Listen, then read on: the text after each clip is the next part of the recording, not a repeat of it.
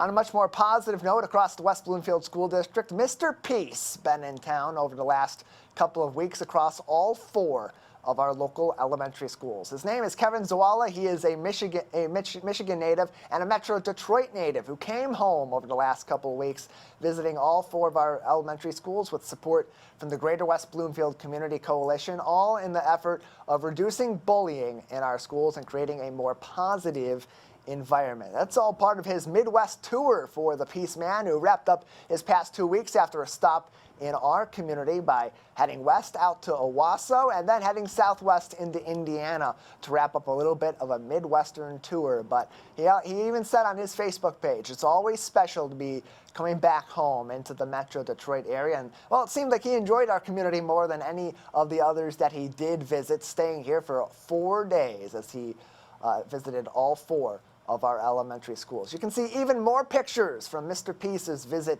to the West Bloomfield School District by following the school district on Facebook at West Bloomfield Schools.